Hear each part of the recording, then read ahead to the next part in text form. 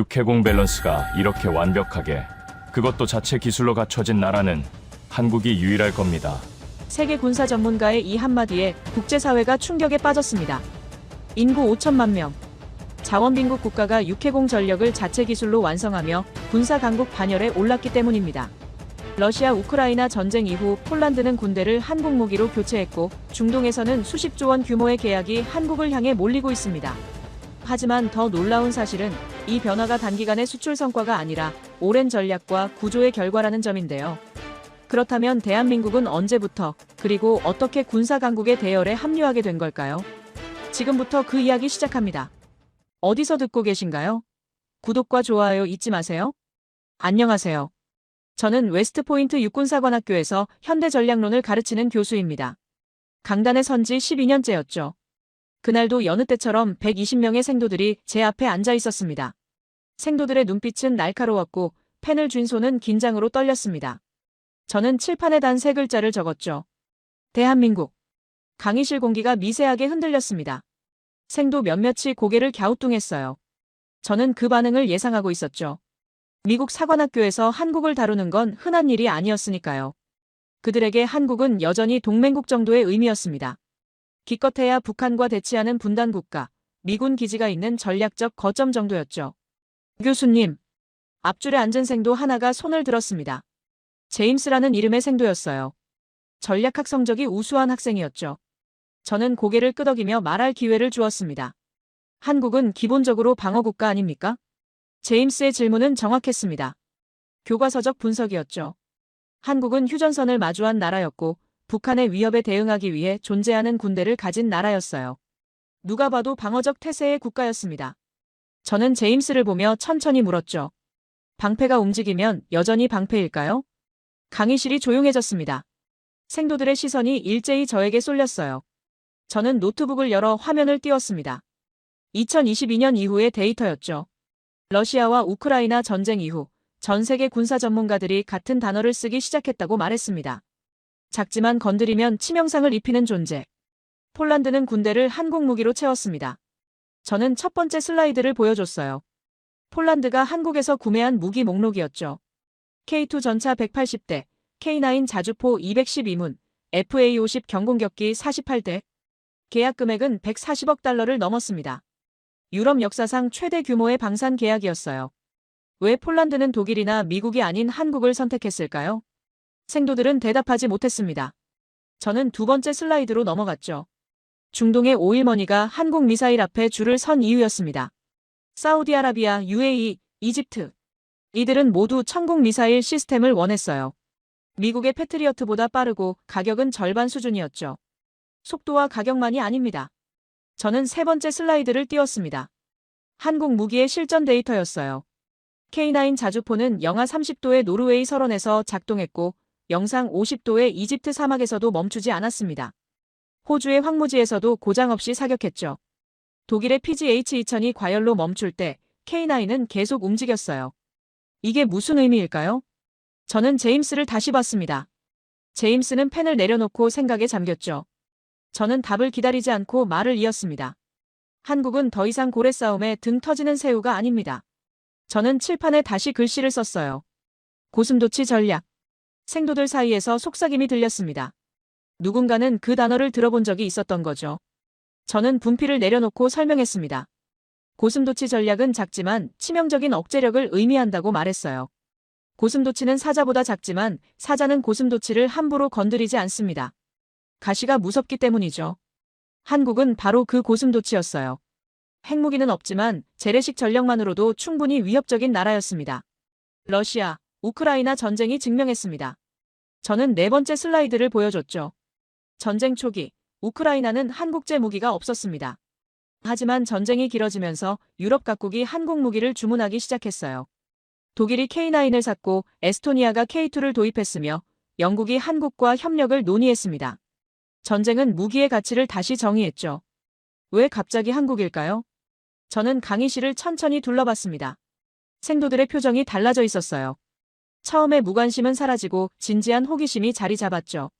저는 마지막 슬라이드를 띄웠습니다. 미국 육군대학 특강 주제였어요. 2024년 3월부터 6월까지 단 하나의 주제만 다뤄졌습니다. 대한민국.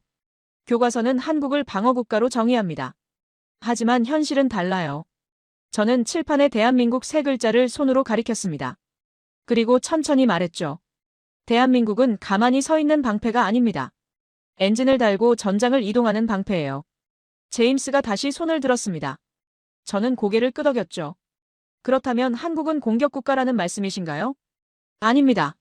저는 단호하게 대답했어요. 한국은 공격을 위해 움직이지 않는다고 말했습니다. 하지만 방어만 하지도 않는다고 덧붙였죠. 한국은 위협이 생기기 전에 억제하는 나라였어요. 그게 바로 엔진 달린 방패의 의미였습니다. 방패는 본래 수동적입니다. 공격을 받으면 막는 거죠. 하지만 한국의 방패는 다릅니다. 저는 다시 슬라이드를 넘겼습니다. 한국군의 작전 개념이었어요. 능동적 억제, 선제적 방어, 전략적 기동. 이 세 가지가 한국군의 핵심이었죠. 적이 공격하기 전에 억제하고 공격 징후가 보이면 선제적으로 방어하며 위협이 발생하면 즉시 기동한다는 개념이었습니다. 이게 가능한 이유는 무엇일까요? 저는 생도들에게 물었습니다. 아무도 답하지 않았죠. 저는 웃으며 답을 말했어요. 준비가 끝나 있기 때문입니다. 강의실에 침묵이 흘렀습니다. 저는 노트북을 닫고 생도들을 바라봤어요. 그들의 눈빛이 변한 게 느껴졌습니다. 한국이라는 나라가 더 이상 단순한 동맹국이 아니라는 걸, 교과서 속 방어국가가 아니라는 걸 이제 그들도 알게 된 거죠. 다음 시간부터 우리는 한국의 군사력을 해부할 겁니다. 저는 칠판의 글씨를 지우지 않았어요. 대한민국이라는 세 글자를 그대로 남겨뒀습니다. 생도들이 강의실을 나가면서도 그 글자를 계속 쳐다봤죠. 저는 그 모습을 보며 생각했습니다. 이제 시작이라고. 그들이 알아야 할 진실은 아직 산더미처럼 남아있다고. 엔진 달린 방패. 저는 그 표현을 다시 곱씹었습니다. 한국은 정말로 그런 나라였어요. 전쟁을 원하지 않지만 전쟁이 오면 싸울 준비가 된 나라. 공격하지 않지만 누구도 함부로 건드릴 수 없는 나라. 방패지만 창처럼 날카로운 나라. 저는 강의실 문을 닫으며 미소 지었습니다. 다음 시간이 기대됐죠. 일주일이 지났습니다. 저는 다시 같은 강의실에 섰어요. 생도들의 표정이 달라져 있었죠. 지난 시간의 충격이 아직 남아있는 게 느껴졌습니다. 120명 모두가 노트를 펼쳐놓고 저를 기다리고 있었어요. 강의실 뒤편에는 청강하러 온 타과 교수 2명도 보였습니다. 소문이 퍼진 거죠. 저는 가방에서 자료를 꺼내며 생도들을 둘러봤습니다. 제임스는 여전히 앞줄에 앉아 있었어요. 그런데 표정이 석연치 않았죠. 뭔가 준비해온 질문이 있다는 느낌이었습니다. 저는 일부러 먼저 말을 걸었어요. 지난 시간 이후로 한국에 대해 조사한 사람 있나요? 15명 정도가 손을 들었습니다. 예상보다 많았죠. 저는 그중 한 명을 지목했어요. 사라라는 여학생이었습니다. 사라는 자리에서 일어나 또박또박 말했죠. 한국군의 전력 구성을 봤는데요. 육군 비중이 압도적이더군요.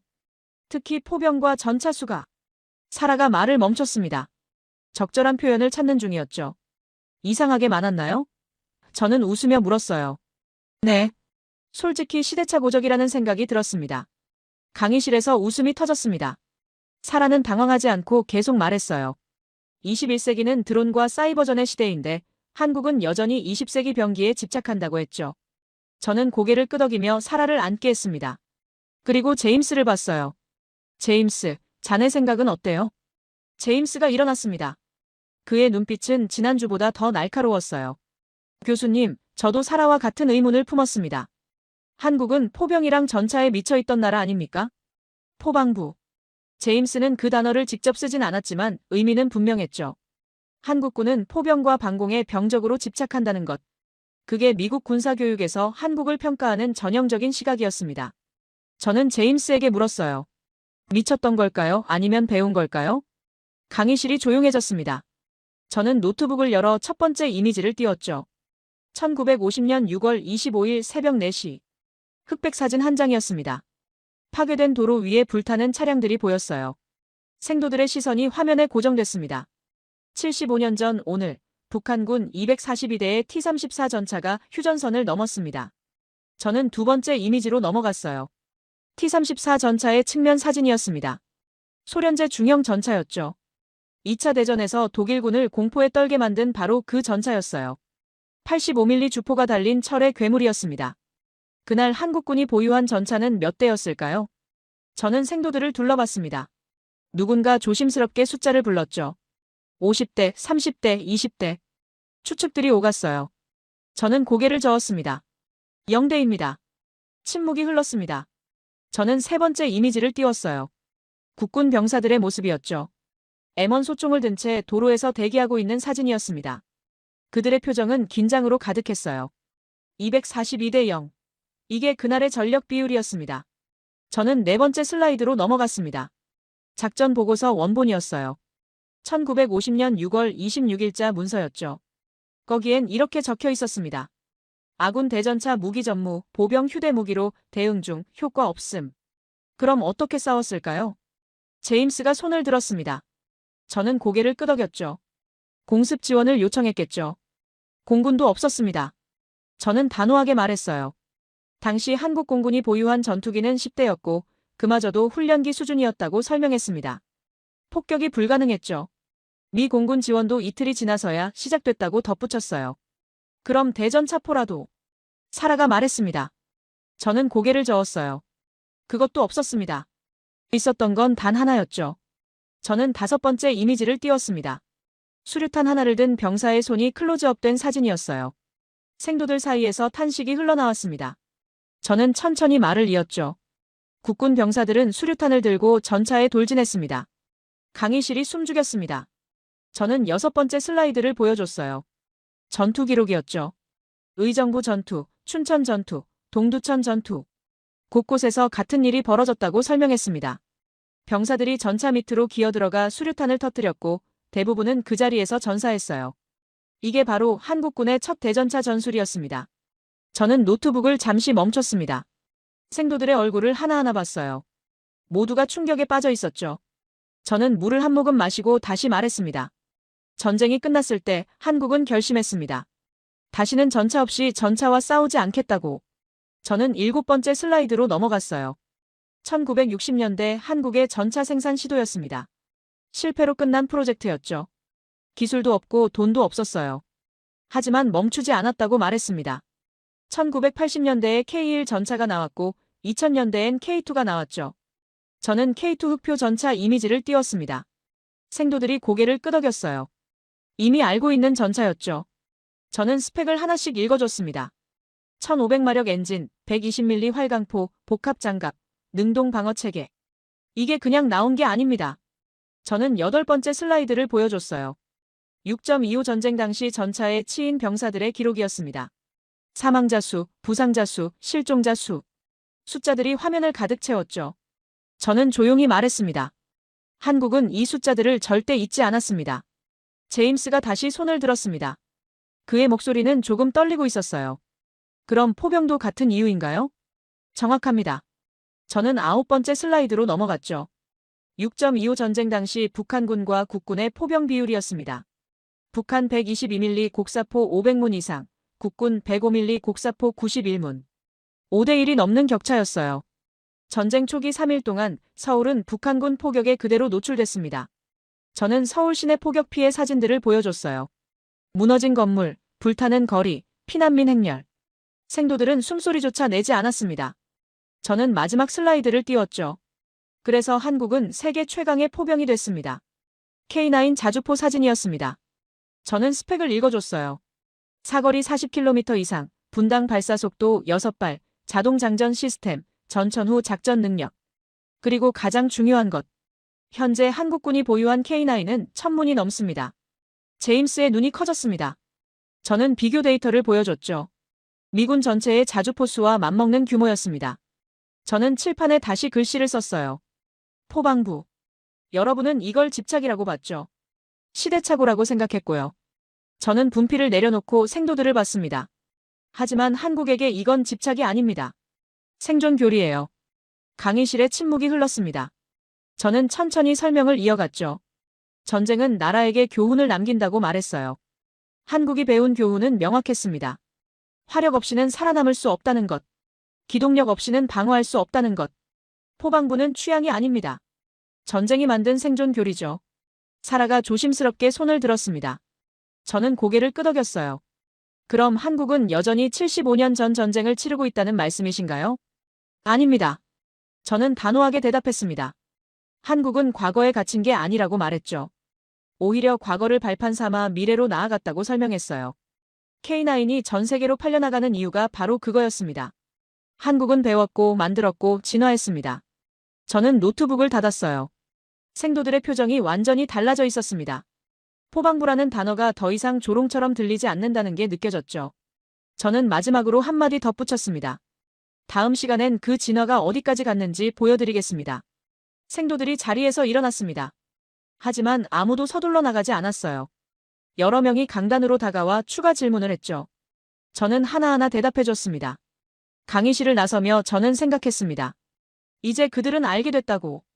한국의 포방부가 단순한 집착이 아니라 피로 쓴 교과서라는 것을.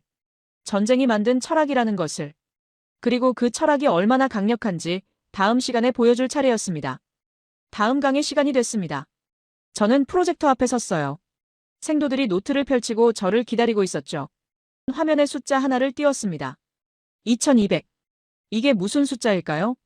저는 생도들을 둘러봤습니다. 한국의 전차 수입니까? 누군가 조심스럽게 답했죠. 정확합니다.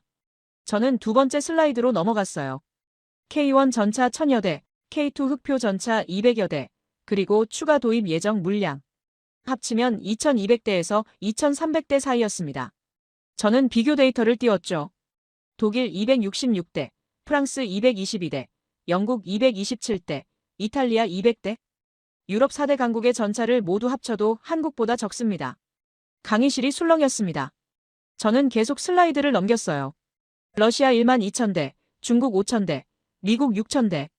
물론 한국보다 많은 나라들도 있었죠. 하지만 다른 걸 보여주고 싶었습니다. 숫자가 전부가 아닙니다. 중요한 건 운용 가능한 전차가 얼마나 되느냐죠. 제임스가 벌써 손을 들었습니다. 교수님, 그래도 드론 시대 아닙니까? 전차 숫자가 많다고 현대전에서 의미가 있습니까? 예상했던 질문이었습니다. 저는 제임스를 보며 천천히 물었죠. 드론이 도시를 점령합니까? 강의실이 조용해졌습니다. 저는 노트북을 열어 영상 하나를 재생했어요. 2022년 우크라이나 마리우폴 전투 영상이었습니다. 드론이 러시아 전차를 공격하는 장면이 나왔죠. 폭발이 일어나고 전차가 멈췄어요. 생도들이 고개를 끄덕였습니다. 보셨죠? 드론이 전차를 파괴합니다. 저는 영상을 멈추고 다음 장면을 보여줬어요. 같은 마리우폴 3주 후였습니다. 러시아 전차들이 시내로 진입하는 장면이었죠. 건물마다 포를 쏘고 거리를 장악하고 우크라이나군을 밀어냈어요. 하지만 결국 도시를 점령한 건 전차였습니다. 저는 영상을 끄고 설명을 이어갔어요. 러시아, 우크라이나 전쟁은 드론 전쟁으로 유명하지만 실제로 땅을 점령한 건 여전히 재래식 전력이었다고 말했습니다. 전차, 장갑차, 보병. 드론은 지원 무기일 뿐 주력이 아니었죠. 전차는 여전히 육전의 왕입니다. 사라가 손을 들었습니다. 그렇다면 한국은 왜 이렇게 많은 전차가 필요한 겁니까? 저는 한반도 지형도를 띄웠습니다. 남북으로 길게 뻗은 산맥들, 좁은 평야지대, 도시가 밀집된 서부 해안. 저는 휴전선 부근을 확대했어요.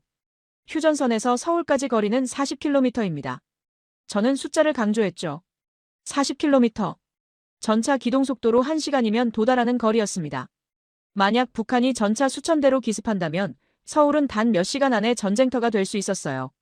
한국은 방어 기피가 없습니다. 그래서 공격을 막아낼 화력이 필요하죠. 저는 K2 흑표 전차의 성능 데이터를 보여줬습니다. 1500마력 엔진, 시속 70km 최고 속도, 120mm 활강포. 그리고 가장 중요한 것. 한국산 전차는 한반도 지형에 최적화돼 있습니다. 저는 비교 영상을 재생했어요. 미국 M1 에이브람스 전차가 한국 산악지대에서 기동하는 장면이었습니다. 경사를 오르지 못하고 미끄러지는 모습이 보였죠. 그 다음은 K2였어요. 같은 경사를 거침없이 올라갔습니다. K2는 한국 산악의 경사 70도까지 등반 가능합니다.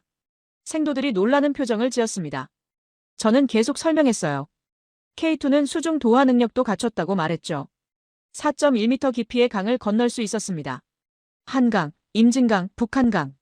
한반도의 모든 강을 도하할 수 있다는 뜻이었어요. 이게 바로 맞춤 제작의 힘입니다. 저는 슬라이드를 넘겨 K9 자주포 데이터를 보여줬습니다. K9은 이미 들어봤습니다. 수출도 많이 됐죠? 제임스가 말했습니다. 50개국 이상에서 운용 중입니다. 저는 세계 지도를 띄웠어요. K9을 도입한 나라들이 빨간 점으로 표시돼 있었습니다. 유럽, 중동, 아시아, 호주. 대륙을 가리지 않았죠. 저는 시장 점유율을 보여줬습니다. 세계 자주포 시장의 50% 이상을 K9이 차지합니다. 사라가 놀란 표정으로 물었어요. 미국이나 독일 제품이 아니라요? 저는 단호하게 답했습니다. 아닙니다. 그리고 이유를 설명하기 시작했죠. 첫 번째, 가격. K9은 미국 M109보다 30% 저렴했습니다. 두 번째, 성능. 사거리 40km 이상으로 대부분의 서방 자주포를 능가했어요. 세 번째, 신뢰성. 이게 핵심입니다. 저는 실전 데이터를 보여줬어요. 노르웨이 영하 30도 환경 테스트 결과였습니다.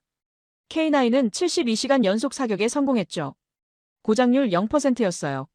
반면 독일 PGH-2000은 과열로 2시간 만에 멈췄습니다. 이집트 사막도 마찬가지였습니다. 저는 다음 데이터를 띄웠어요. 영상 50도 환경 테스트였습니다. K9은 계속 작동했고 경쟁 제품들은 하나둘 멈춰섰죠. 호주 황무지 테스트도 같았습니다. K9은 어디서든 작동합니다. 그게 전부예요. 제임스가 메모를 하며 물었습니다. 그럼 한국은 왜 이렇게 신뢰성 높은 무기를 만들 수 있는 겁니까? 전쟁 경험 때문입니다. 저는 앞서 보여줬던 6.25 전쟁 이야기를 떠올리게 했어요. 한국은 무기가 고장나면 죽는다는 걸 배웠다고 말했죠. 그래서 모든 무기를 극한 환경에서 테스트했습니다. 영하 40도, 영상 60도, 폭우, 폭설, 황사. 한반도는 사계절이 뚜렷합니다. 여름엔 무덥고 겨울엔 혹독하죠. 저는 한국의 기후 데이터를 보여줬어요. 여름 최고 기온 38도, 겨울 최저 기온 영하 25도. 연교차가 60도를 넘었습니다. 이런 환경에서 작동하는 무기는 세계 어디서든 작동할 수밖에 없었죠. 환경이 무기를 단련시킨 겁니다. 저는 마지막 슬라이드를 준비했습니다. 러시아, 우크라이나 전쟁 데이터였어요. 전쟁 2년 동안 파괴된 러시아 전차수가 나와 있었습니다. 3,000대 이상이었죠. 생도들이 숨을 죽였어요. 그럼에도 불구하고 러시아는 여전히 우크라이나 영토 20%를 점령하고 있습니다. 저는 점령 지역 지도를 보여줬어요. 동부 돈바스, 남부 크림반도, 마리우폴. 모두 재래식 지상군이 점령한 땅이었습니다. 드론이 전차를 파괴할 순 있습니다. 하지만 땅을 지키는 건 여전히 전차예요. 제임스가 고개를 끄덕였습니다. 저는 칠판에 글씨를 썼어요. 육군은 끝났다. 그리고 그 위에 큰 X자를 그었죠. 많은 사람이 말합니다. 육군 시대는 끝났다고. 이제는 공군과 미사일 시대라고. 저는 틀렸다고 말했어요. 새로운 문장을 썼습니다. 육군이 기반이다. 공군이 하늘을 지배하고 해군이 바다를 장악하고 미사일이 적을 타격합니다. 하지만 땅을 지키고 도시를 점령하는 건 여전히 육군이에요. 사라가 손을 들었습니다. 그럼 한국의 2200대 전차는 북한을 막기 위한 건가요? 아니면 점령하기 위한 건가요? 둘 다입니다. 저는 솔직하게 답했어요. 한국의 전차는 방어용이자 동시에 억제용이라고 설명했죠. 북한이 공격하면 막아낼 수 있고 북한이 공격을 고려하지 못하게 만드는 힘이기도 했습니다. 이게 바로 엔진 달린 방패의 의미예요. 지킬 수도 있고 움직일 수도 있죠. 저는 노트북을 닫았습니다. 생도들의 표정이 진지했어요. 더 이상 전차를 시대착 오적 무기로 보지 않는다는 게 느껴졌습니다. 저는 마지막으로 한마디 덧붙였죠. 다음 시간엔 이 강철 파도를 움직이게 만드는 심장을 보여드리겠습니다. 한국의 방산 생태계 말이에요. 생도들이 일어섰습니다. 하지만 이번에도 아무도 서둘러 나가지 않았어요. 질문이 쏟아졌죠. K2 전차의 장갑 구조, K9의 자동장전 시스템, 한국군의 전차 교리. 저는 30분 넘게 추가 설명을 해줬습니다. 제임스는 마지막까지 남았어요. 그가 조심스럽게 물었습니다. 교수님, 한국은 정말 강한 나라인가요? 저는 잠시 생각했습니다.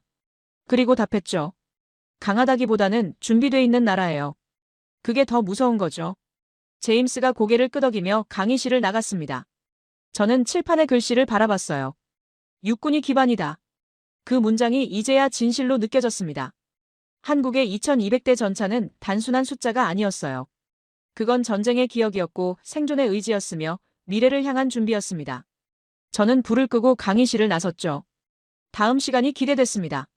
강의실 불이 켜졌습니다. 칠판에 약속했던 주제를 적었어요. 망산 생태계. 생도들 표정에 호기심이 묻어났죠. 제임스는 이미 노트 가득 질문을 적어온 게 보였습니다. 화면에 K9 자주포 내부 구조도가 떴어요. 엔진, 포신, 장전장치, 사격 통제 시스템. 부품 하나하나마다 작은 깃발이 붙어 있었죠. 국산화율 표시였습니다. 95.2%. 제임스가 벌떡 일어났습니다. 교수님, 그래도 미국이 부품 끊으면 끝 아닙니까? 날카로운 질문이었어요. 핵심을 찌르는 공격이었죠. 주변 생도들도 고개를 끄덕였습니다. 한국은 미국의 동맹국이고 미국 무기 체계에 의존한다는 게 상식이었으니까요. 국산화율 10% 국가와 95% 국가는 같은 전쟁을 할까요? 제임스가 말없이 앉았습니다. 다음 화면이 떴어요. 1970년 닉슨 독트린 전문이었죠.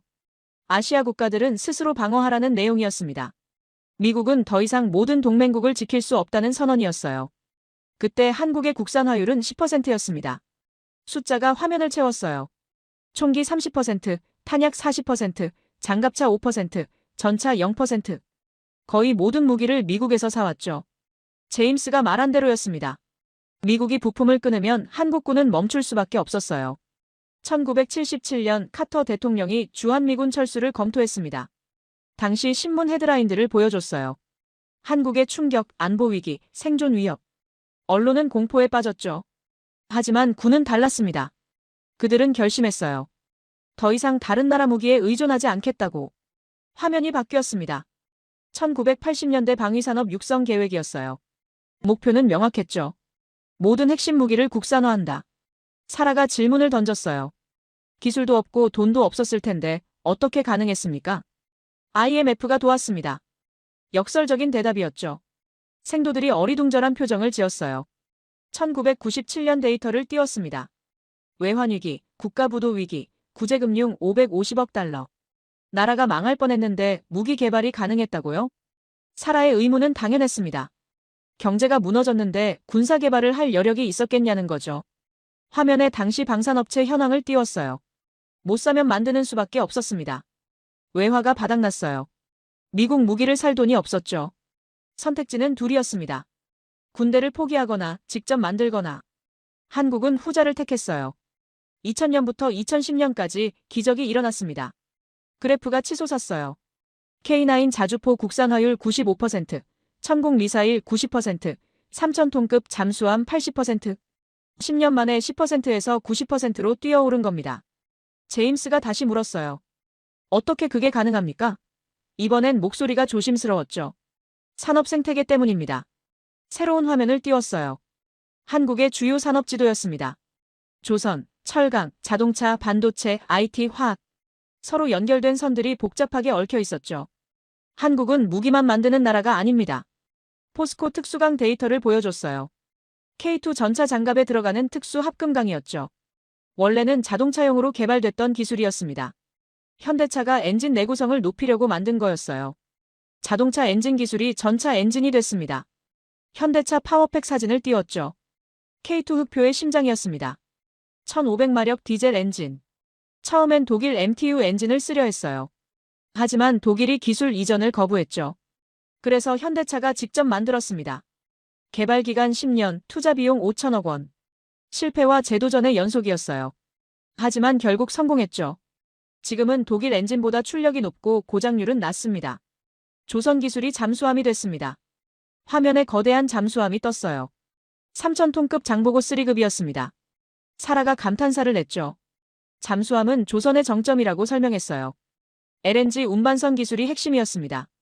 LNG는 영하 163도에서 보관됩니다. LNG 탱크 용접 기술을 보여줬어요. 극저온에서도 깨지지 않는 용접이었죠. 이 기술이 잠수함 압력 선체로 전환됐습니다. 수백 미터 깊이의 수압을 견디는 선체였어요. 삼성과 하이닉스가 미사일 두뇌를 만듭니다. 반도체 공정 사진이 떴습니다. 천공 미사일의 유도 시스템이었어요. 초정밀 반도체가 들어갔죠. 원래는 스마트폰용 AP였던 기술이었습니다. 그럼 한국은 민간 산업을 군사로 전환하는 겁니까? 제임스가 놀란 표정으로 물었어요. 양방향입니다. 군사기술이 민간으로도 흘러간다고 설명했어요. GPS 유도 기술이 자율주행차에 쓰이고 암호화 기술이 금융 보안에 적용됐죠. 레이더 신호 처리 기술은 5G 통신으로 이어졌습니다. 게임 회사까지 참여합니다. 그들의 서버 기술이 군 시뮬레이션 훈련에 쓰였죠. 수백 명이 동시에 접속하는 게임 서버 기술이 수천 명이 훈련하는 군 네트워크가 된 겁니다. 이게 한국 방산의 비밀입니다.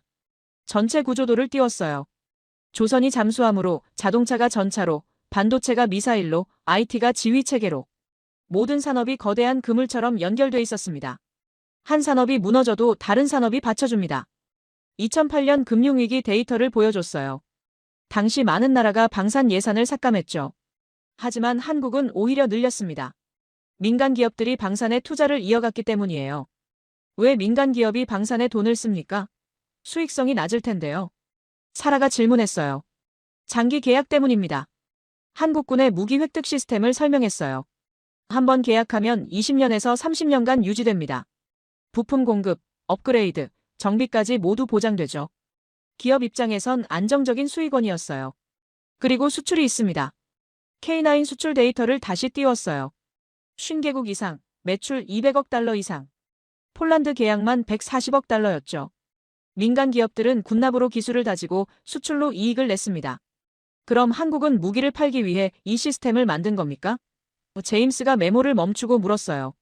반대입니다. 단호하게 답했어요. 한국은 살아남기 위해 만들었다고 말했죠. 수출은 결과였지 목적이 아니었습니다. 증거를 보여줬어요. 2022년 러시아, 우크라이나 전쟁이 터졌습니다. 유럽 각국의 무기 도입 요청 목록이 떴어요. 폴란드, 노르웨이, 에스토니아, 핀란드. 모두 한국 무기를 원했죠. 독일이나 프랑스가 아니라 한국이었습니다. 왜일까요? 생도들이 대답하지 못했어요. 답을 제시했습니다. 납기 때문입니다. 독일은 3년 후 인도였고 프랑스는 5년 후였어요. 하지만 한국은 6개월이었죠. 이미 생산 라인이 돌아가고 있었고 부품 공급망이 살아있었으며 수출 경험이 축적돼 있었습니다. 한국은 전쟁을 버티는 구조를 가진 나라입니다. 칠판에 문장을 적었어요. 전쟁을 버티는 구조를 가진 나라. 10%에서 95%로. 이건 단순한 숫자 변화가 아닙니다. 생존 방정식이라고 설명했어요. 다른 나라가 부품을 끊어도 경제가 흔들려도 전쟁이 터져도 멈추지 않는 시스템이었죠. 제임스가 조용히 말했어요. 이제 이해했습니다. 왜 한국이 위험한지. 위험하다는 표현이 흥미로웠어요. 그게 정확한 평가였죠. 한국은 공격적이지 않지만 위험했습니다. 건드리면 대가를 치르게 만드는 나라였어요. 다음엔 하늘 이야기를 하겠습니다. 칠판에 글씨를 지우지 않고 남겨뒀어요. 생도들이 강의실을 나서면서도 그 문장을 계속 쳐다봤습니다. 전쟁을 버티는 구조. 그 문장이 이제 그들의 머릿속에 새겨진 게 느껴졌어요. 다음 시간엔 하늘의 이야기를 할 차례였습니다. 강의실 조명이 어두워졌습니다. 스크린에 전투기 한 대가 떴어요. KF-21 보라매였죠. 생도들 사이에서 작은 감탄이 흘러나왔습니다. 아름답죠? 조용히 물었어요. 몇몇이 고개를 끄덕였습니다. 전투기의 미학은 국적을 초월했죠. F-35처럼 세련되진 않았지만 KF-21은 독특한 존재감을 풍겼어요. F-16과 비슷해 보이는데요. 사라가 먼저 질문했습니다. 날카로운 관찰이에요. F-16 사진을 나란히 띄웠어요. 두 전투기는 확실히 닮았습니다. 단발과 쌍발의 차이는 있었지만 전체적인 설계 철학이 비슷했죠.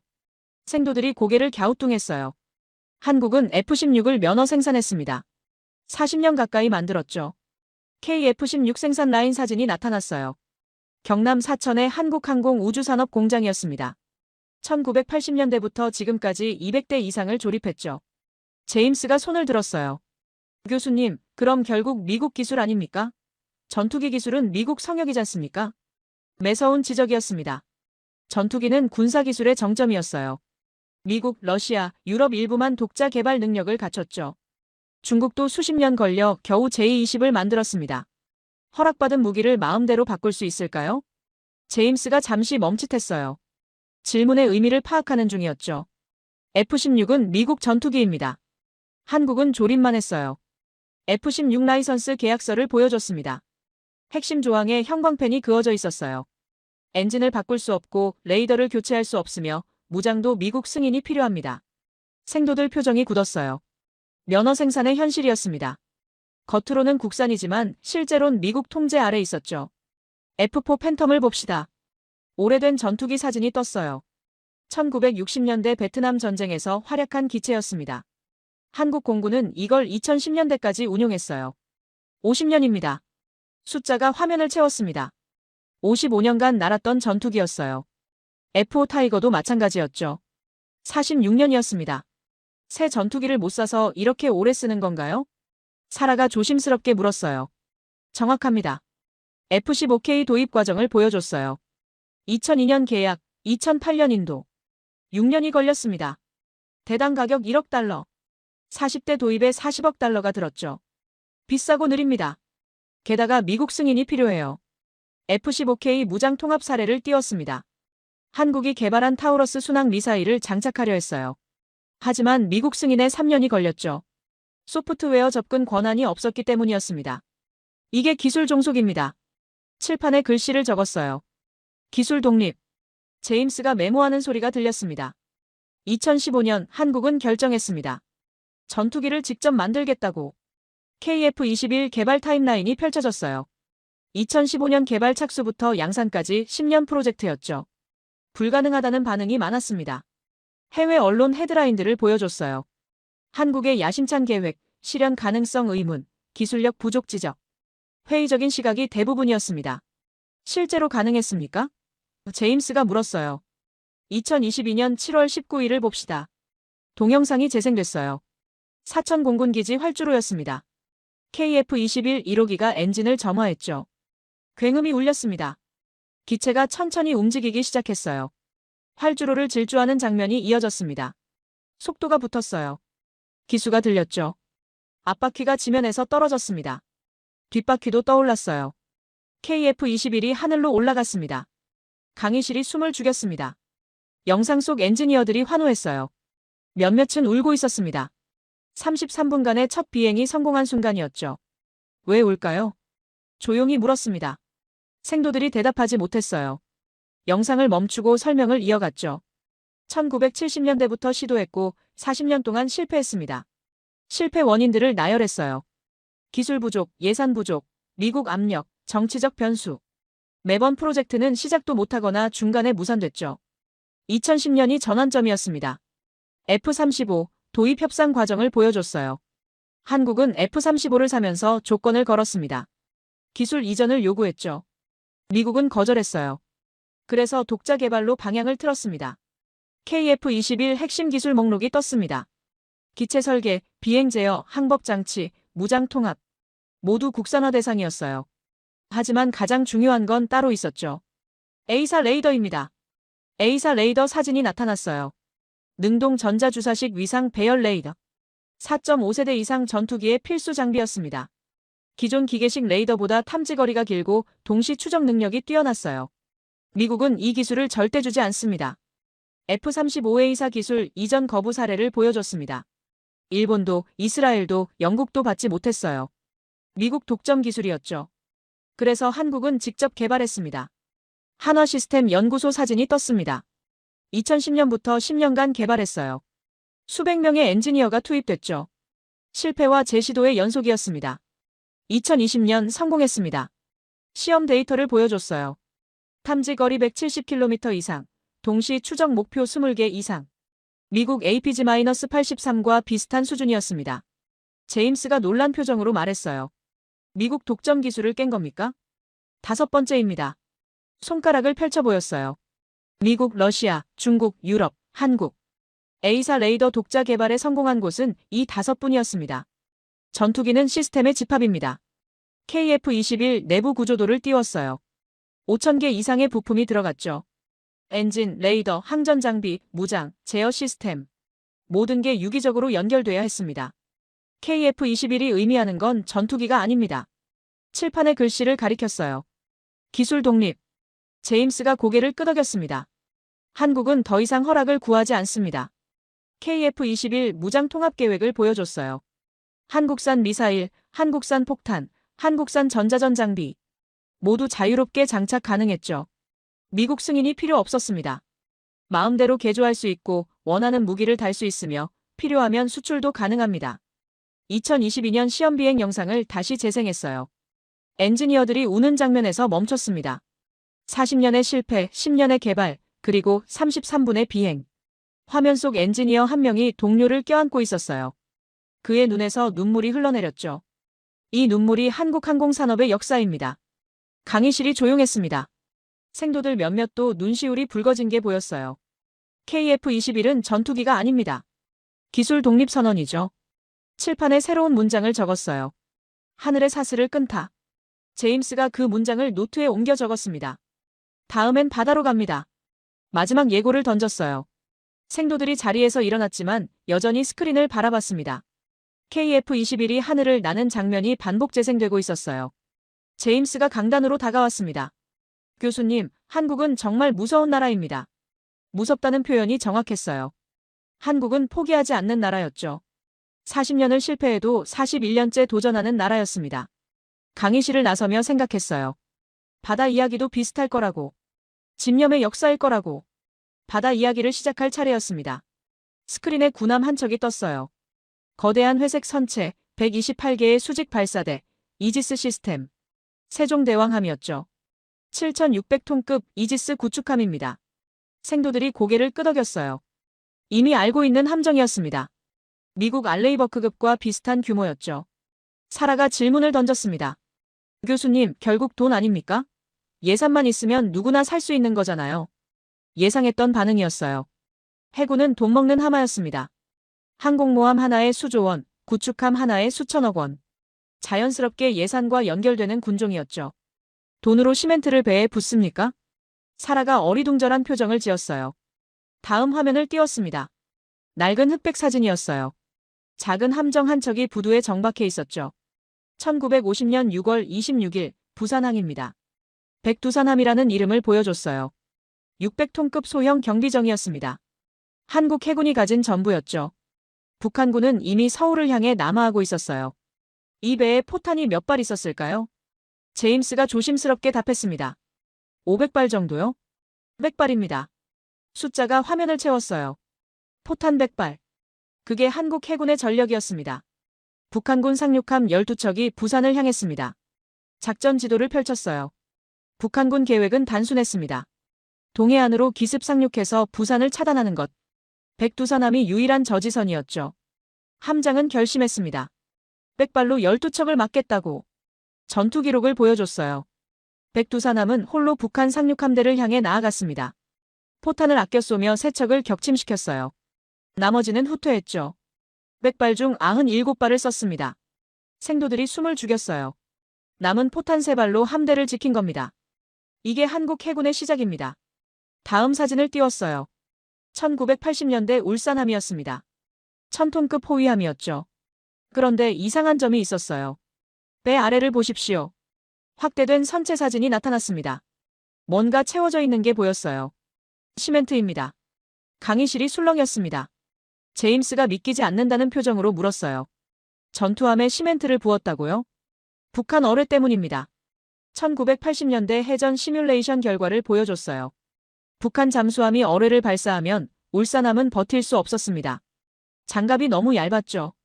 그래서 시멘트를 부었습니다. 어뢰 한 방은 버티려고. 선체 하부에 시멘트를 채운 구조도가 떴어요. 무게 중심이 낮아져 복원력은 좋아졌지만 속도는 느려졌습니다. 비효율적이었죠. 왜 제대로 된 배를 안 만들었습니까? 사라의 질문이었어요. 합리적인 의문이었습니다. 못 만들었습니다. 솔직하게 답했어요. 1980년대 한국 조선소는 상선만 만들 수 있었습니다. 군함 설계 기술이 없었죠. 외국에서 사자니 돈이 없었고 기술 이전은 거부당했어요. 그래서 시멘트였습니다. 다음 화면으로 넘어갔어요. 1990년대였습니다. 1500톤급 포항급 초계함이 나타났죠. 시멘트는 사라졌지만 여전히 낡은 설계였어요. 10년이 지나도 크게 달라지지 않았습니다. 한국 조선업 역사를 보여줬어요. 1970년대 현대중공업 설립, 1980년대 세계조선 시장 진출, 1990년대 세계 1위 달성. 민간 선박은 세계 최고였지만 군함은 여전히 후진국 수준이었죠. 2000년이 전환점이었습니다. KDX2 프로그램을 띄웠어요. 4,500톤급 구축함 계획이었습니다. 충무공 이순신함. 한국형 이지스의 전 단계였죠. 이때부터 달라졌습니다. 설계 과정을 보여줬어요. 현대중공업과 대우조선이 참여했습니다. LNG 운반선 기술이 적용됐어요. 특수강 용접, 레이더 통합, 전투체계 구축. 모든 게 새로웠죠. 2003년 충무공 이순신함이 진수됐습니다. 진수식 영상이 재생됐어요. 거대한 선체가 물에 닿았습니다. 환호가 터져나왔죠. 한국 최초의 본격 이지스급 구축함이었어요. 그럼 세종대왕함은요? 제임스가 물었습니다. 5년 후입니다. 2008년 데이터를 띄웠어요. 세종대왕함 진수식이었습니다. 7,600톤, 128셀 수직 발사대, 스파-E1D 레이더. 미국 이지스 시스템을 그대로 탑재한 함정이었죠. 동시 추적 목표 1000개 이상, 동시 요격 20개 이상. 스펙을 읽어줬어요. 생도들이 감탄했습니다. 미국 알레이버크급과 동급이었죠. 하지만 중요한 건 시스템이 아닙니다. 조선소 사진을 보여줬어요. 거대한 드라이독에서 세종대왕함이 건조되고 있었습니다. 선체를 직접 만들었습니다. 용접 장면을 확대했어요. 특수강을 이어 붙이는 작업이었죠. LNG 운반선에서 쓰던 극저온 용접 기술이 적용됐습니다. 조선 기술이 군함이 된 겁니다. 앞서 설명했던 산업 생태계 이야기로 연결됐어요. 한국의 조선업은 세계 최고였습니다. 그 기술이 해군으로 흘러들어왔죠. 대만을 봅시다. 갑자기 다른 나라 얘기가 나왔어요. 생도들이 고개를 갸우뚱했습니다. 대만도 구축함을 만들려 했습니다. 대만의 광화급 프로젝트를 보여줬어요. 1990년대 시작된 계획이었죠. 하지만 2020년까지 완성하지 못했습니다. 왜 실패했을까요? 조선 산업이 약해서요? 사라가 답했어요. 정확합니다. 대만 조선업 규모를 보여줬어요. 한국의 10분의 1도 안 됐습니다. 민간 선박 경험이 부족했고 대형 선체 건조 노하우가 없었죠. 군함은 돈으로만 안 됩니다. 조선 산업, 철강 기술, 전자 시스템, 무장 통합. 모든 게 갖춰져야 합니다. 세종대왕함 건조 과정을 다시 보여줬어요. 포스코 특수강, 삼성전자전 장비, LIG넥스원 전투체계, 현대중공업 선체. 모두 한국 기업이었죠. 시멘트 채운 배에서 여기까지 30년입니다. 1980년 울산함과 2008년 세종대왕함을 나란히 띄웠어요. 1000톤과 7600톤. 시멘트와 첨단 이지스 시스템. 격세지감이었죠. 집념이네요. 제임스가 조용히 말했어요. 백발로 함대를 막고 시멘트로 어뢰를 버티고 30년 만에 이지스함을 만들었습니다.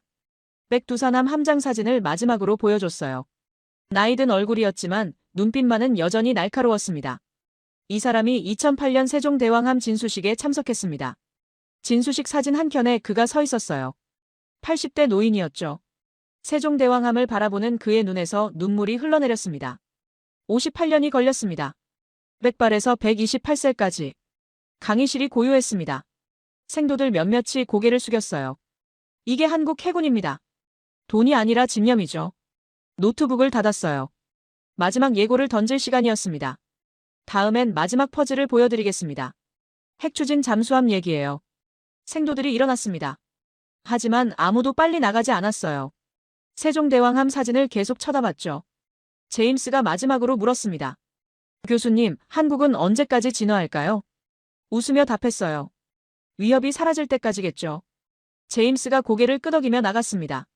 칠판의 글씨를 바라봤어요. 한국 해군은 집념이다.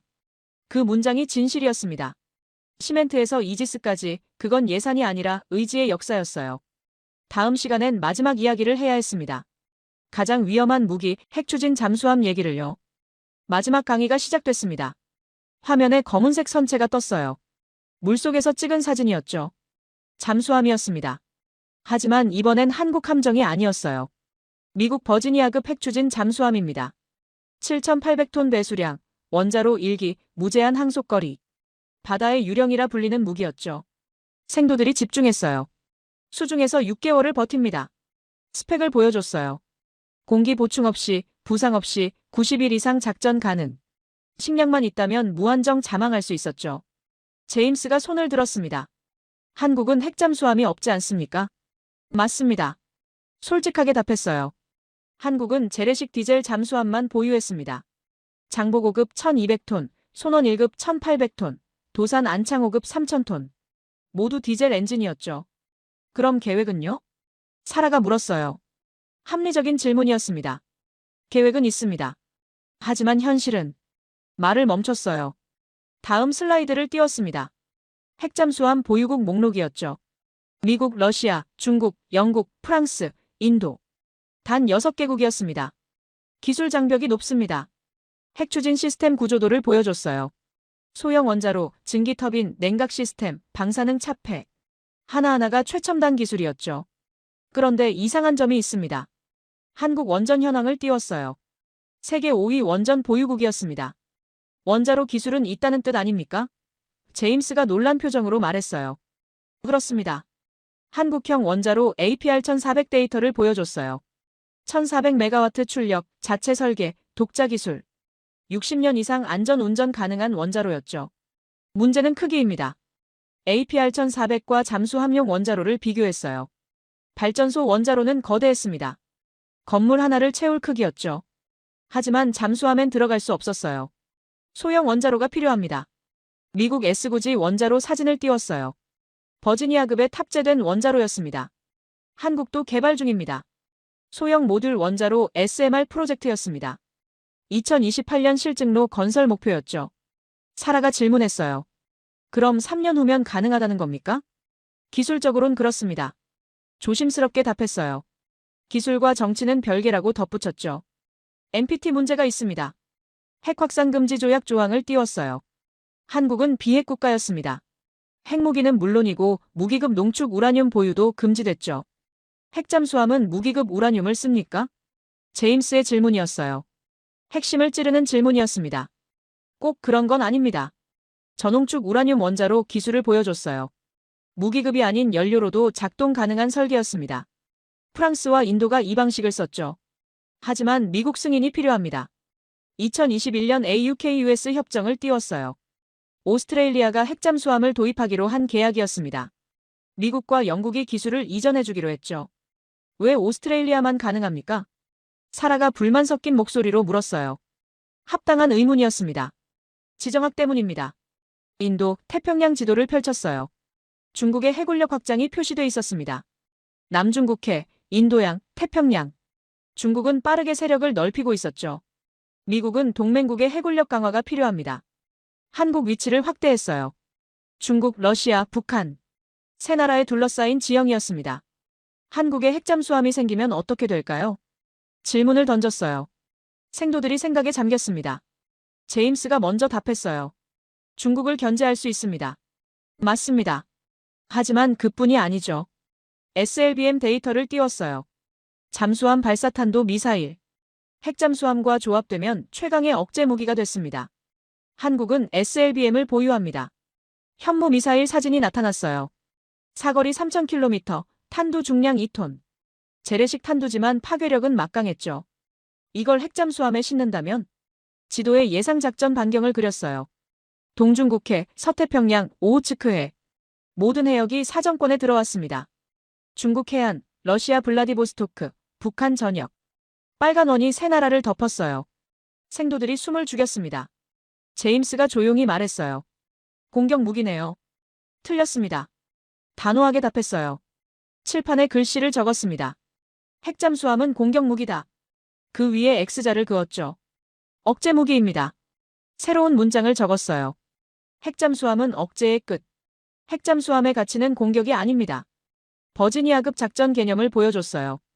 평시엔 순찰, 위기시엔 대기, 전시엔 타격. 하지만 가장 중요한 건 존재 자체였죠. 적이 어디 있는지 모릅니다. 핵잠수함 탐지 난이도 데이터를 띄웠어요. 재래식 잠수함은 일주일에 한 번 부상했습니다. 배터리 충전과 공기 보충 때문이었죠. 그때 탐지됐습니다. 하지만 핵잠수함은 부상하지 않습니다. 6개월간 수중에 머물 수 있었어요. 적 입장에선 어디 있는지 알 수 없었죠. 공격할 수도 없고 추적할 수도 없었습니다. 이게 억제입니다. 북한 해군기지 지도를 보여줬어요. 원산, 남포, 청진. 만약 한국 핵잠수함이 SLBM을 싣고 동해에 있다면 북한은 공격을 망설일 수밖에 없었어요. 위치를 모르는 보복수단. 이보다 강력한 억제는 없습니다. 사라가 물었어요. 그럼 한국은 언제 핵잠수함을 가질까요? 기술적으론 3년입니다. 2028년 목표 시점을 보여줬어요. 소형 원자로 실증, 설계 완료, 건조 착수. 모든 게 계획돼 있었죠. 하지만 정치적으론 불확실합니다. 미국과의 협상이 변수라고 설명했어요. NPT 문제, 동맹관계, 지역 안보. 복잡한 요소들이 얽혀 있었습니다. 제임스가 메모하며 물었어요. 교수님 생각은 어떻습니까? 한국이 핵잠수함을 가질까요? 잠시 생각했어요. 그리고 답했습니다. 한국은 필요하면 만듭니다.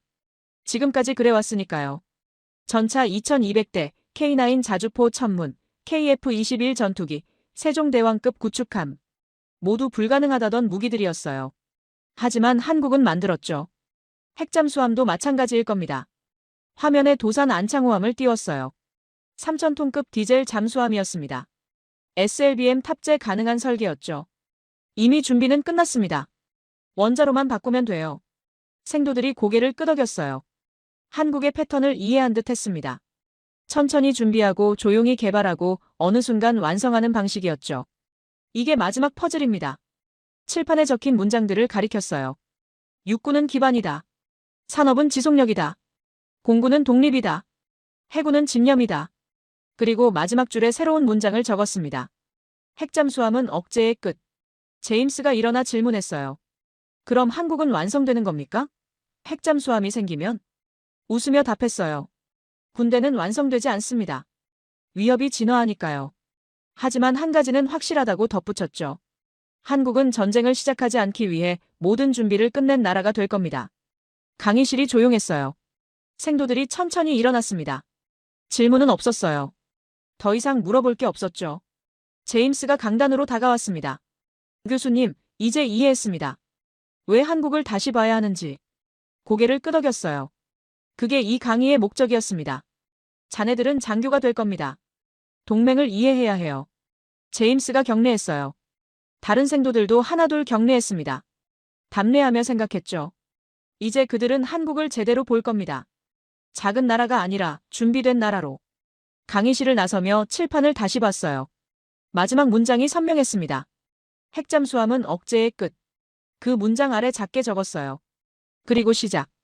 다음 시간엔 모든 걸 정리할 차례였습니다. 마지막 강의실이었습니다. 생도들이 자리에 앉았어요. 120명 모두가 노트를 펼쳤죠. 지난 몇 주간의 강의 내용이 빼곡히 적혀 있을 겁니다. 칠판 앞에 섰어요. 오늘은 새로운 내용이 아니었습니다. 지금까지 배운 걸 하나로 묶을 시간이었죠. 분필을 들었습니다. 천천히 첫 문장을 적었어요. 엔진 달린 방패. 분필 소리만이 강의실을 채웠습니다. 생도들의 숨소리가 느껴졌어요. 첫 시간에 던진 표현이었죠. 한국은 방패입니다. 칠판을 향한 채 말을 이어갔어요. 하지만 가만히 서 있지 않습니다. 폴란드가 140억 달러를 주고 한국 무기를 샀고 중동이 미사일 앞에 줄을 섰으며 K9은 세계 쉰개국으로 퍼져나갔죠. 이건 수동적인 나라의 모습이 아닙니다. 휴전선에서 서울까지 거리를 다시 언급했어요. 40km. 방어 기피가 없는 나라였습니다. 그래서 엔진이 필요했죠. 두 번째 문장을 적었습니다. 육군은 기반이다. 전차 2200대, K9 자주포 1000문 이상. 유럽 4개국을 합친 것보다 많은 전력입니다. 뒤돌아 생도들을 봤어요. 첫 시간의 회의적인 표정은 사라져 있었죠. 드론 시대라고들 했습니다. 전차는 끝났다고. 하지만 러시아, 우크라이나 전쟁이 증명했어요. 마리우폴을 점령한 건 드론이 아니라 전차와 보병이었습니다. 공군이 하늘을 장악하고 미사일이 후방을 타격해도 결국 도시를 차지하는 건 육군이죠. 그래서 육군이 기반입니다. 세 번째 문장을 적었어요. 산업은 지속력이다. 1950년 국산화율 10%. 미국이 부품을 끊으면 한국군은 멈출 수밖에 없었습니다. 분필을 바꿔주었어요. 손에 분필 가루가 묻었죠. 지금은 95%입니다. 포스코 특수강이 K2 장갑이 되고 현대차 엔진이 전차 심장이 되며 삼성 반도체가 미사일 두뇌가 됐어요. 조선이 잠수함이 되고 자동차가 전차가 되고 게임 서버가 군 시뮬레이션이 됐죠. 팬소리가 들렸습니다. 생도들이 받아 적고 있었어요. 다른 나라가 부품을 끊어도 경제가 흔들려도 한국 군대는 멈추지 않습니다. 이게 지속력이에요. 전쟁을 버티는 구조죠. 네 번째 문장을 적었습니다. 공군은 독립이다. F4 팬텀 55년, F5 타이거 46년. 늙은 전투기를 그렇게 오래 운용한 이유는 새 걸 살 돈이 없어서가 아니었습니다. 살 수 있어도 미국 승인이 필요했고 마음대로 바꿀 수 없었어요. KF-21 사진을 스크린에 띄웠어요. 회색 동체가 하늘을 나는 장면이었죠. 2022년 7월 19일 33분간의 첫 비행. 40년 실패 끝에 성공했습니다. A사 레이더를 독자 개발했고 무장 통합을 자유롭게 할 수 있게 됐으며 원하면 수출도 가능해졌죠. 이제 한국은 허락을 구하지 않습니다. 그게 독립이에요. 다섯 번째 문장을 적었어요. 해군은 집념이다. 1950년 6월 26일 백두산함. 포탄 100발로 북한 상륙함 12척을 막았습니다. 목소리를 낮췄어요. 강의실이 더 조용해졌죠. 1980년대 울산함. 어뢰 한 방을 버티려고 선체에 시멘트를 부었어요. 비극이었습니다. 하지만 30년이 지나 세종대왕함 7,600톤급 이지스 구축함을 만들었죠. 128세. 백두산함 함장은 58년 후 그 진수식에서 눈물을 흘렸습니다. 100발에서 128세까지. 대만은 실패했고 한국은 성공했어요. 차이는 집념이었습니다. 마지막 여섯 번째 문장을 적었습니다. 핵잠수함은 억제의 끝. 아직 없습니다. 솔직하게 말하죠. 생도들을 둘러봤어요. 모두가 집중하고 있었습니다. 하지만 기술은 있습니다. 원전 24기 소형 원자로 개발 중, SLBM 보유. 퍼즐 조각은 다 모였어요. 조립만 남았죠. 언젠가 만들 겁니다. 필요하니까요. 칠판에 적힌 다섯 문장을 천천히 가리켰어요. 육군, 산업, 공군, 해군, 핵잠수함. 각각 따로 보면 무기입니다. 하지만 함께 보면 체계예요. 분필을 바닥에 내려놓고 생도들과 눈을 맞췄습니다. 하나의 질문을 던지겠습니다. 한국은 왜 이렇게 준비합니까? 침묵이 흘렀어요. 답을 기다리지 않았죠. 전쟁 때문이라고 생각할 겁니다. 북한과의 전쟁. 틀렸습니다. 분필을 다시 들었어요. 칠판 맨 아래 마지막 문장을 적었습니다. 천천히 또박또박. 전쟁을 시작하지 않기 위해 모든 준비를 끝낸 나라. 강의실이 고요했습니다. 분필을 내려놓고 설명을 이어갔어요. 전차 2200대는 공격하려는 게 아닙니다. 공격받지 않으려는 거예요. K9 천문도 선제 타격이 아니라 보복 능력이죠. KF-21도 세종대왕함도 앞으로 올 핵잠수함도 마찬가지입니다. 모두 억제 무기예요. 상대가 공격을 망설이게 만드는 힘이죠. 첫 시간 이야기를 꺼냈어요. 고슴도치 전략. 작지만 치명적인 존재. 사자도 함부로 건드리지 못하는 동물. 한국이 고슴도치입니다. 크지 않지만 건드리면 다친다는 걸 모두가 아는 나라. 그게 한국의 전략이에요. 칠판 앞을 천천히 걸었습니다. 생도들의 얼굴이 하나씩 보였어요. 위협이 사라지면 멈출 겁니다. 하지만 언제가 될지는 모르죠. 북한은 여전히 휴전선 너머에 있고 중국은 계속 커지고 있으며 러시아는 예측 불가능합니다. 그때까지 한국은 준비할 거예요. 1950년으로 돌아갔습니다. 준비하지 않는 게 더 무섭습니다. 전차 0대로 T-34 242대를 막아야 했던 날. 수류탄 들고 전차에 돌진한 병사들. 포탄 100발로 함대를 막은 함장. 다시는 그러지 않으려는 겁니다. 목소리를 높였어요. 과거의 기억이 현재를 만들고 현재의 준비가 미래를 지킵니다. 이게 한국 군대의 본질이에요. 생도들을 하나하나 봤습니다. 120명의 얼굴이 진지했어요. 여러분은 장교가 될 겁니다. 동맹을 알아야 해요. 제대로 알아야 하죠. 한국은 작은 나라가 아닙니다. 약한 나라도 아니에요. 준비된 나라입니다. 전쟁을 원하지 않지만 전쟁이 오면 싸울 준비가 된 나라죠. 칠판의 모든 문장을 가리켰어요. 이게 대한민국입니다. 엔진 달린 방패. 노트북을 닫았습니다. 더 이상 보여줄 슬라이드는 없었어요.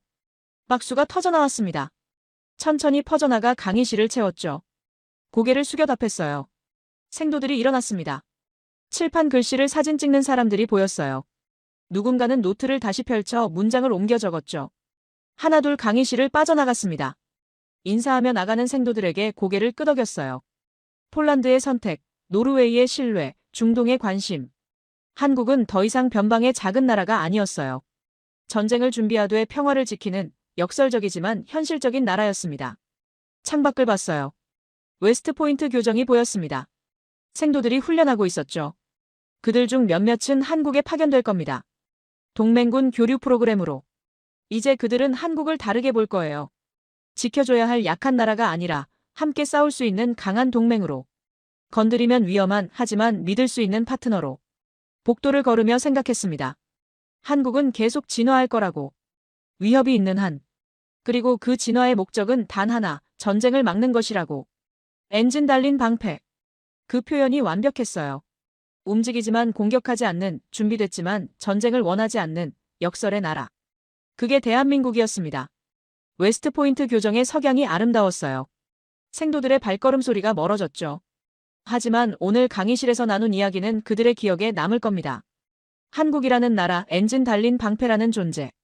작지만 위험하고 조용하지만 강력하며 평화를 원하지만 전쟁을 준비하는 나라. 한국만큼 전쟁의 참혹함을 아는 나라가 없습니다. 그래서 준비하는 거죠. 다시는 당하지 않으려고. 수류탄 들고 전차에 돌진하던 그 절망을, 포탄. 백발로 함대를 막던 그 비극을, 시멘트 채운 배로 버티던 그 치욕을 되풀이하지 않으려고. 사무실로 돌아가는 길이었습니다. 오늘 강의가 끝났지만 이야기는 계속될 거예요. 다음 학기에도, 그 다음 학기에도. 모든 미래의 장교들이 알아야 하니까요. 동맹의 진짜 모습을.